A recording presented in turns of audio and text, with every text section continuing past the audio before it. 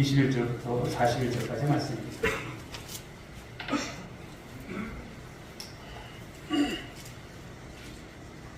이 말씀을 한 사람들 교독하겠습니다. 21절을 제가 읽겠습니다. 이 일이 있은 후에 바울이 마게도냐와 아가야를 거쳐 예루살렘에 가기로 작정하여 이르되 내가 거기 갔다가 후에 로마도 보아야 하리라 하고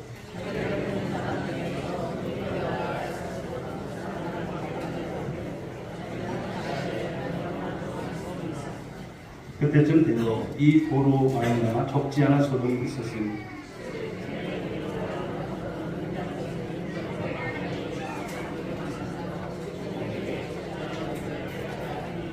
그가 그 직공들과 그러한 영업하는 자들을 모아 이르되 여러분도 알거니와 우리의 풍족한 생활이 이 생업에 있는데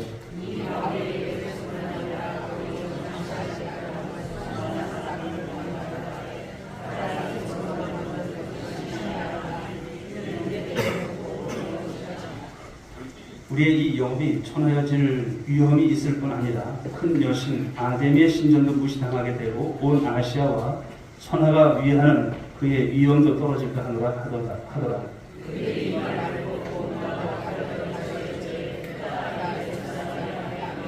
온 시내가 요란하여 바울과 같이 다니는 마게도냐 사람 가이오와 아리스타고를 붙들어 일제 연극장으로 달려 들어가는지라.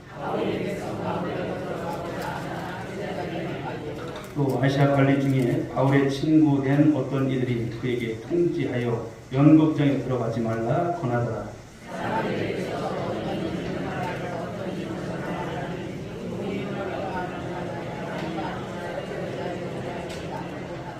유대인들이 무리 가운데서 알렉산더를 권하여 앞으로 밀어내니 알렉산더가 손짓하며 백성에게 변명하려 하나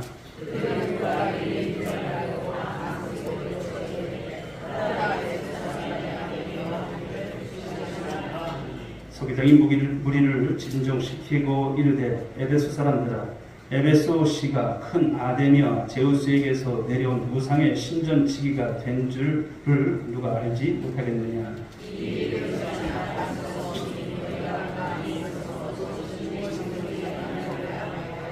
신전의 물건을 도둑질하지도 아니하였고 우리 여신을 비방하지도 아니한 이 사람들을 너희가 붙잡아 왔으니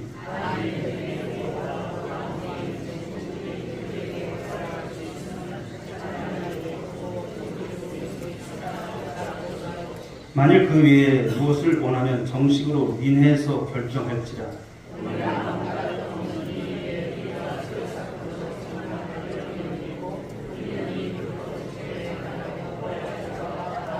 함께 이에 그 모임을 흩어지게 하니라. 아멘. 이 무더위에 그래도 여러분 한번 주님 안에서 건강한 모습으로 다시 뵙게 되어 참 감사합니다.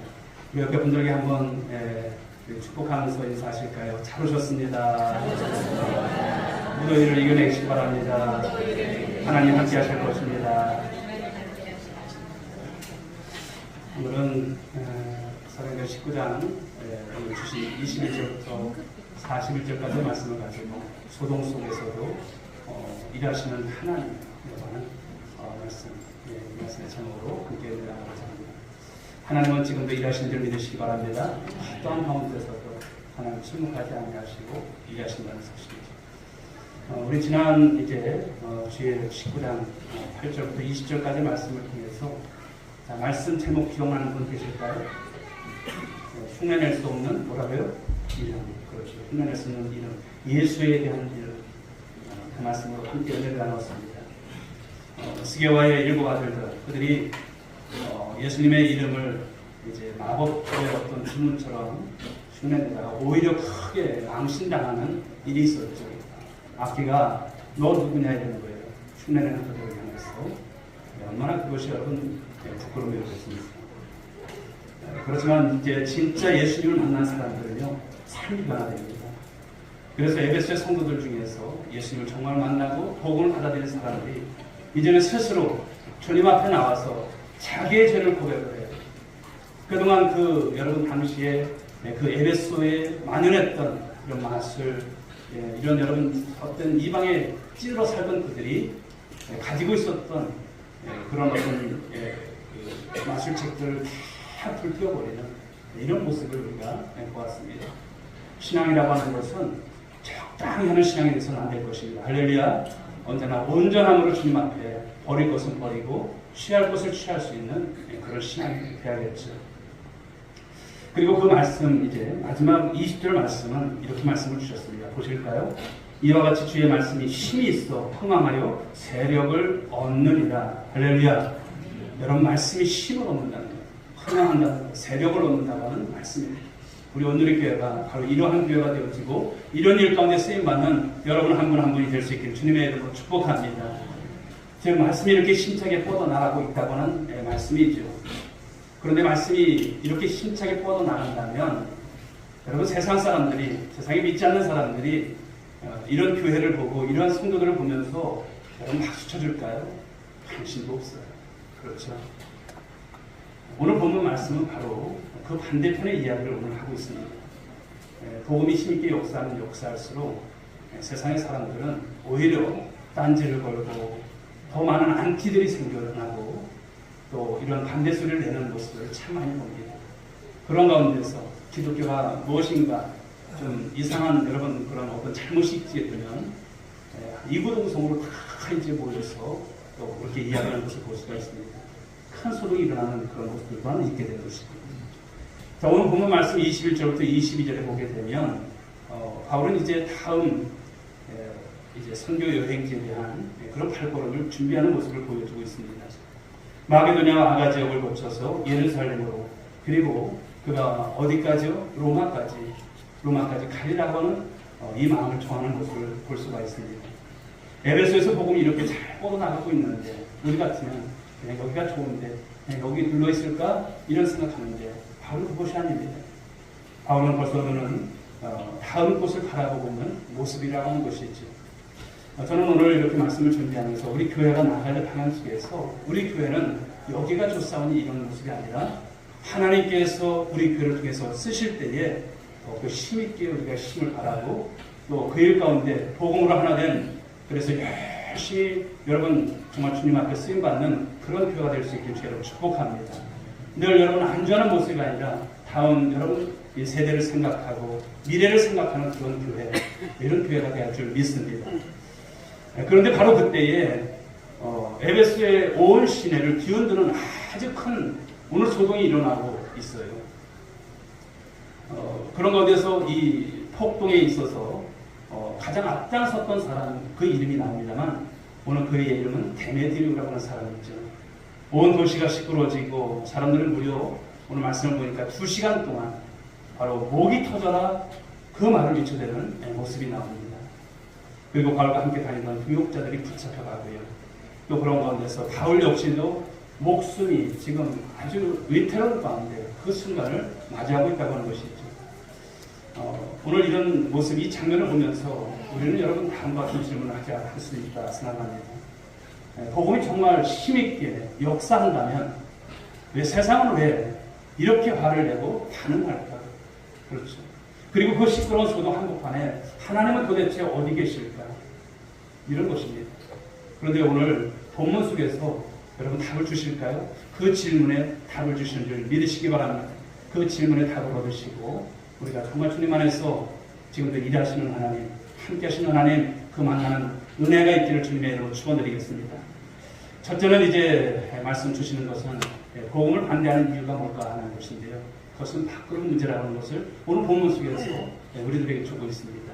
23절부터 27절의 말씀인데요. 먼저 23절 말씀을 보시게 되면 같이 한번 읽어보겠습니다. 시작. 이때쯤 되어서 이 도로 말미암아, 여기 도라고 하는 말이야. 이 도라고 하는 말. 자, 이것은 그 당시 사람들이 예수님을 따르는 사람들, 즉 초대교회 그리스도인들을 부를 때 쓰는 별명이었어요. 이 도를 따르는 사람들, 예수님을 따라 사는 사람, 그 삶의 방식이 사실 이 아시아 지역에, 이 에베소 도시 전체를 뒤흔들고 있었어요. 조용했던 도시에 이 복음의 파문이 퍼져나가는 거예요. 이 조용했던 이 서천에 우리 온누리교회를 말미암아 이 복음이 파문을 일으키는 은혜가 있기를 주로 축복합니다. 굉장한 교회가 아니에요. 일하는 교회, 복음을 전하는 교회, 기도하는 교회, 찬송이 넘치는 교회, 예배가 넘치고 은혜가 넘치는 그런 교회가 될 줄 믿습니다. 그런데 이 소동이 한가운데 누가 있었습니까? 24절에서 좀 전에 말씀드렸지만 데메드리오라고 하는 이 사람이 나옵니다. 그런데 24절 말씀을 보게 되면 성경은 그를 은장색이라고 이렇게 소개하고 있어요. 은장색.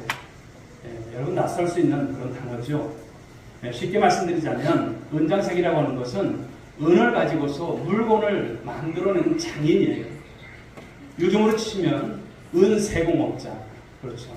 은을 녹이고 두드리고 다듬어서 반지를 만들거나 어떤 목걸이를 만들거나 어떤 장식품을 만드는 그런 기술자로 우리가 생각하시면 됩니다. 그런데 오늘 데메드리오는 그냥 은세공업자가 아니라 어떤 사람이었을까요? 아주 특별한 물건을 만들고 파는 사람이었습니다. 바로 아데미 여신의 신전을 작게 그것을 본떠서 만든 은 모양을 만들어서 파는 사람. 당시 에베소라고 하는 지역은 어떤 지역이었습니까? 세계적으로 유명한 이 아데미 이 신전, 여신전, 바로 신전이 있었던 그런 지역이었습니다. 오늘날로 치면 유명한 관광지를 가볼 수 있는데 큰 성당이라든지 아마 유명한 절과 같은 곳으로 우리가 생각하시면 쉽습니다. 그 신전을 보러 오는 많은 순례객들, 관광객들이 있습니다만 마치 오늘날 유명 관광지 가면 여러분 그 초입에 무엇이 있으니까 기념품 파는 가게들이 있어요. 그렇죠. 미니어처 부영회라든지 기념 배지라든지 이런 것을 파는 것처럼 바로 은으로 만든 이 작은 모형이나 연신상을 팔아서 큰 돈을 챙기는 바로 그런 산업이 성행했던 곳, 이곳이 바로 에베소였습니다. 그런데 그 산업의 중심에 누가 있었냐? 오늘 여러분 데메드리오라고 하는 사람이 그 중심에 있어요. 그리고 그 밑에는 수많은 직공들이 있습니다. 곧 함께 일하며 먹고 사는 사람들의 생계가 딸린 문제예요. 이 은을 가공해서 신전에 어떤 작은 모형을 만든다거나 여신을 만들거나 이런 이제 일을 하는 것이죠. 그런데 25절을 한번 보십시오. 이 데메드리오가 자기 밑에서 일하는 직공들을 모아놓고 하는 말이 참 솔직해요. 우리 같이 읽어보겠습니다. 시작. 여러분도 알거니와 우리의 풍족한 생활이 이 생업에 있는데, 쉽게 풀어 말씀을 드리면 이런 뜻입니다. 우리가 이렇게 잘 먹고 잘 사는 것은 다 이 장사 덕분 아니겠습니까? 이러는 거예요. 그런데 그 장사의 여러분 내용이 무엇입니까? 바로 여신의 모양을 만들어서 이제 장님 그런 어떤 은 조각한 그것을 가지고 신전의 모양을 이제 작게 만들어서 그렇게 파는 그런 것이 바로 이런 장사였습니다. 이 덕분으로 우리가 먹고 산다고 하는 것을 말씀합니다. 겉으로 볼 때는 종교를 이야기하는 것 같지만 사실은 어떤 이야기입니까? 돈 이야기예요. 어떤 이야기입니까? 생계 이야기를 하고 있는 것입니다. 자, 이어서 26절 말씀을 보게 되면 이제 그는 바울이 전한 이 복음의 내용을 아주 정확하게 요약을 하고 있습니다. 읽어볼까요? 시작. 이 바울이 사람의 손으로 만든 것들은 신들이 아니라 하니. 참 흥미롭지 않습니까? 데메드리오가 바울의 말을 왜곡하지 않아요. 바울이 한 말을 그대로 전하고 있어요. 사람의 손으로 만든 우상, 여러분 진짜 신일 수 있을까요? 신이 아니죠. 이것이 바로 바울이 적어놓은 이 복음의 핵심이었고 이 진리가 이 에베소 지역에 지금 퍼져 있는 거예요. 많은 사람들이 동요가 되고 있는 그런 모습인 거예요. 그런데 27절에 가서 보면 이 데메드리오의 말이 조금 이제 바뀌는 것을 볼 수가 있습니다. 한번 읽어보겠습니다. 시작. 우리의 이 영혼이 천하질 위험이 있을 뿐 아니라 큰 여신 아데미의 신전도 무시당하게 되고 그의 위험도 떨어질까 하노라. 여러분 순서를 보시게 되면 데메드리오가 어떤 말을 하냐면 우리의 영업을 먼저 말하고 있습니다. 우리의 영업을 말하고 있습니다. 그 다음에 여신의 위험이 나오고 있습니다. 순서를 보면 참 정직한 거예요. 그는 자기 지갑 걱정을 하고 있는 거예요. 밥줄 걱정하고 있는 거예요. 그 걱정을 종교라고 하는 그럴듯한 어떤 포장지로 오늘 감싸고 있는 여러분 그런 모습인 것이죠. 그러나 여러분 우리는 이 말씀 속에서 꼭 붙들어야 돼요. 아주 중요한 여러분 깨달음이 있습니다. 그게 뭘까요? 여러분 복음을 반대하는 사람들 여러분 주위에도 많을 거예요. 그 사람들이 항상 어떤 쉽게 말해서 철학이라든지 또 진지한 믿음의 어떤 이유로 반대하는 것처럼 보이지만 결코 그것이 아니라고 하는 것을 말씀합니다. 오히려 아주 많은 경우를 보면 이 복음을 향한 반대는 무엇이냐? 내 밥그릇이 딸린 문제라고 하는 것을 여러분 그 두려움 속에서 나타나는 표현이라고 할 수가 있습니다. 오늘 데메드리오는 이 아데네 여신을 진심으로 사랑해서 오늘 여러분 이와 같은 모습 속에서 화를 냈을까요? 결코 아닌 것입니다. 자기의 사업, 자기의 수입, 또 자기가 평생 쌓아올렸던 바로 그 경영, 바로 이 삶의 구조가 이로 인해서 이 복음 때문에 흔들릴까봐 오늘 겁이 났던 것을 오늘 말씀하고 있는 것입니다. 그런데 사랑하는 여러분, 이 모습은, 이 데메드리오의 모습을 통해서 그 두려움을 갖는 모습은 여러분 데메드리오만의 어떤 여러분 이야기일까요? 결코 아니라고 하는 것입니다. 복음의 역사를 돌아보면 진리가 사람들의 삶 아주 깊은 곳까지 또 곧 돈 문제라든지 사회적 지위라든지 오래된 어떤 삶의 습관, 그런 삶의 방식을 건드릴 때 무엇이 일어납니까? 그 안에서 저항이 일어난다는 것이죠. 예수님 당시에도 보게 되면 예수님께서 성전 청결 사건을 통해서 이제 거기에서 장사식을 다 여러분 쫓아내잖아요.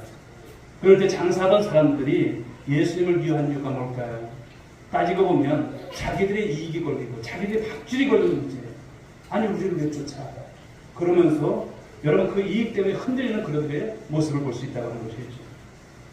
오늘 우리의 삶에도 이 원리는 여러분 그대로 적용할 수 있는 그런 말씀인 것입니다. 복음이 정말 저와 여러분 삶 속에 힘있게 들어올 때가 있어요. 그럴 때 우리는 종종 마음속에서 어떤 것이 일어나니까 저항이 일어나요. 아멘 하고 살아야 되는데 여러분 그런 어떤 저항적인 모습들이 일어난다는 것이죠. 그런데 그 저항의 진짜 이유를 정직하게 한번 들여다보십시오. 들여다보면 무엇일까요? 대개는 여러분 거창한 그런 신념의 문제가 아닙니다. 아주 현실적인 그 이유일 수 있다고 하는 것을 말씀하는 것입니다. 가령 예를 든다면 여러분 삶을 살아가다 보면 관계를 생각하셔야 돼요. 주님과의 관계를 우리가 바로가는 것인데 이 관계를 내가 세상 속에서 세상적인 어떤 관계를 정리하자면 내가 삶 속에서 분명히 손해가 나타날 것인데 이런 저항이 일어나는 거예요. 이 습관, 하나님께서 우리에게 끊으라 하신 것은 끊으셔야 되잖아요. 그런데 이 습관을 끊으면 내가 너무나 힘들 것 같은 거예요. 내가 좋아하던 게임, 그렇죠. 인터넷을 통해서 수많은 여러분 콘텐츠들이 얼마나 여러분 우리의 영을 여러분 망가뜨립니까? 이러한 것들, 이거 끊으면 큰일 날 것 같은데 친구들의 관계가 끊어질 것 같은데 이런 생각들. 이 죄를 내려놓으면 내 삶의 방식 전체가 바뀌는 것은 아닐까? 즉 여러분 복음이 우리의 밥그릇, 우리가 익숙하고 그 편안한 그 구조를 건드릴 때 우리 마음속에서도 무엇입니까? 이 데메드리오의 목소리가 슬며시 올라올 수 있다라는 것입니다. 사랑하는 성도 여러분, 그러면 우리는 복음을 향한 이 세상의 반대를 볼 때, 그리고 우리 마음속에서 일어나는 이 저항을 느낄 때 정직하게 여러분 안에서 물어야 할 줄 믿습니다. 물으셔야 돼요. 과연 이것이 넘겨주시죠. 이것이 과연 이것이 믿음의 문제인가? 아니면 내 밥그릇 때문에 오는 두려움인가? 이것을 물으셔야 돼요. 여러분들은 어떤 편을 선택하셔야 될까요? 내 당장의 이익, 나의 어떤 밥그릇, 이것을 택하는 것이 아니라 우리 주님께서 바라시는 것이 무엇인가? 바로 믿음이구나.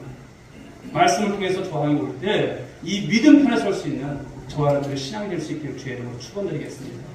여러분 그 모습을 가지면 주께서 여러분의 모든 인생 가운데 크신 은혜와 복을 더하실 줄 믿으시기 바랍니다. 자, 28절부터 34절의 말씀은 이제 큰 소리를 외친다고 다 진리가 되는 것은 아니다라고 하는 말씀이에요. 오늘 데메드리오가 사람들을 선동하고 부추기 있죠. 그런데 그것이 곧바로 효과를 나타냅니다. 자, 28절 말씀을 보실까요? 읽어봅니다. 시작. 그들이 이 말을 듣고 분노가 가득하여 외쳐 이르되 크다 에베소 사람의 아데미여 하니. 여러분 이 소리가 작은 소리가 아니에요. 거기에 수많은 사람들이 응집했고요. 온 시내가 이 소리로 들끓게 되고 시끄러워집니다. 그런 곳에서 29절에서는 이 바울과 함께 다니던 가이오와 그리고 아리스타고가 붙잡혀갑니다. 바로 연극장으로 끌려가는 그 모습이 나옵니다. 당시에 이 에베소의 연극장은 아주 넓은 그런 야외극장이었는데 순식간에 이 화가 난 사람들로 가득 차게 되었어요. 바울은 직접 나가서 사람들 앞에 이제 복음을 전하고 그들을 설득하고자 나가려고 했지만 30절과 31절 말씀을 보게 되면 제자들이 말려 합니다. 그리고 심지어 바울과 가까이 지냈던 아시아 지역에서 왔던 관리들까지 가면 안 됩니다. 가면 큰일 납니다. 그를 말릴 때 바울을 아끼는 사람들이 여러 방향에서 오늘 바울을 지켜주고 있는 모습을 우리는 볼 수가 있는 것이죠. 그런데 32절 말씀을 보게 되면 이 말씀이 우리 눈에 들어옵니다. 32절 말씀을 읽어보겠습니다. 시작.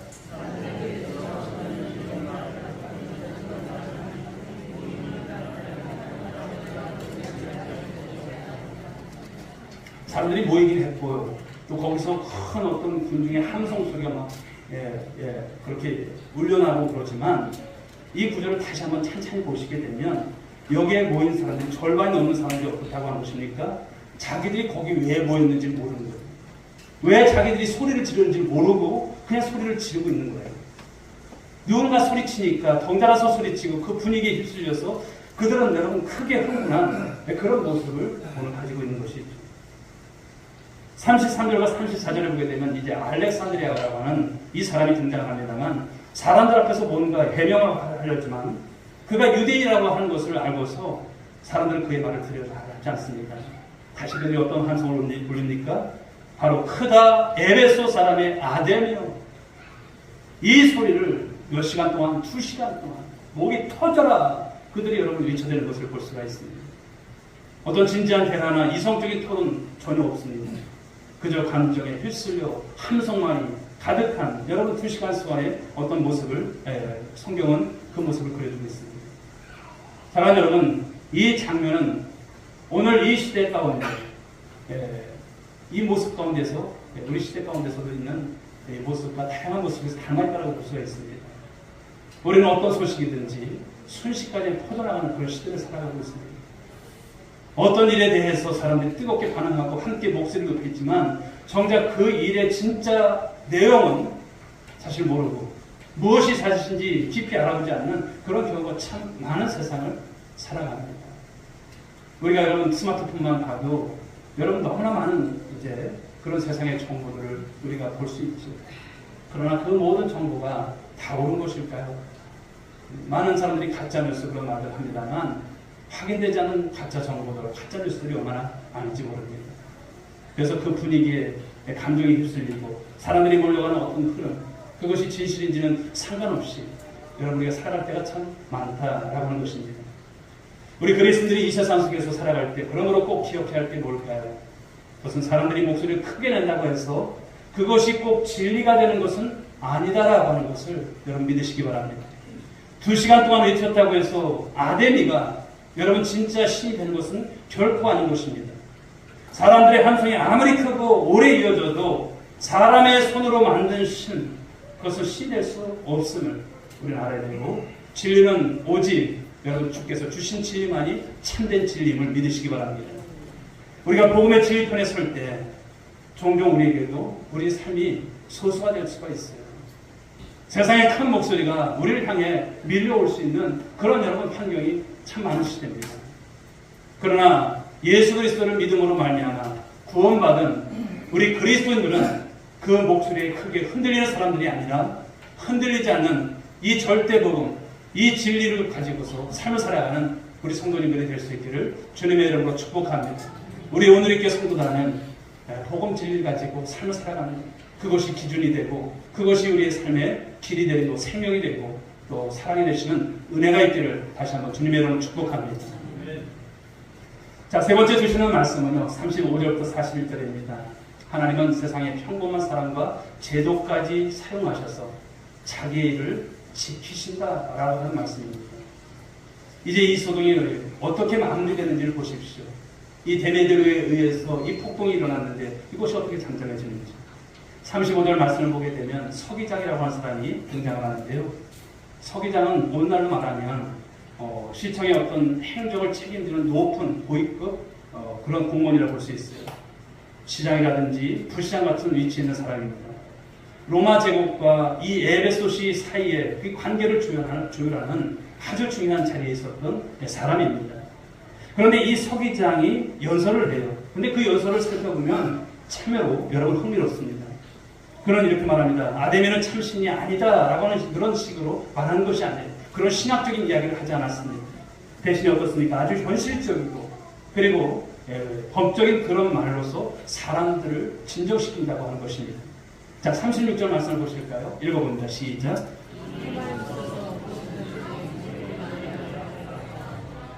쉽게 말하면 조용히 하고 우리가 성급하게 행동해서는 안 됩니다. 이렇게 하는 거예요. 에베소 시민들이 우리가 이렇게 하면 안 됩니다. 그래서 37절에서 바울의 동료들이 심지어 물건을 훔친 것도 아닌데 여신을 나쁘게 그 사람들이 말한 것도 아니지 않습니까? 이러는 거예요. 이 사실들을 짚어줘요. 보십시오. 그들이 어떤 일을 했습니까? 그러면서 38절에 이런 말을 하죠. 재판날도 있고 총독들도 있으니 피차 고소할 것이요. 이런 말을 합니다. 그리고 40절에 가서는 이런 소란 때문에 로마 정부로부터 우리 에베소 도시 전체가 문책을 당할 수 있다고 하는 바로 이 위험한 경고를 하는 거예요. 우리 이러면 안 됩니다. 로마 정부가 우리를 어떻게 보겠습니까? 결국 41절 말씀을 보실까 읽어보겠습니다. 시작.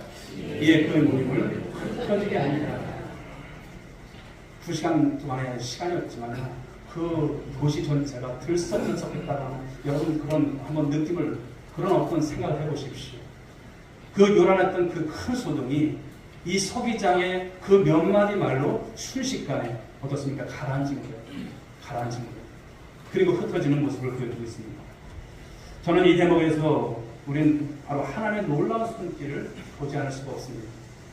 자, 이 서기장은 물론 그리스도는 아닙니다. 그는 복음을 믿고 혹은 바울을 특별히 좋아해서 또 그를 변호한 것도 역시 아니에요. 그는 그저 자기가 맡은 일, 즉 도시의 질서를 지키는 이 세속적인 이 공무를 성실히 수행했을 뿐인 것입니다. 그런데 하나님께서는 바로 이 사람, 이 서기장, 그 순간 속에서 그를 사용하셔서 바울의 생명을 지킬 뿐만 아니라 이 소동을 잠재우셨다라고 하는 것입니다. 사랑하는 성도 여러분, 이것이 바로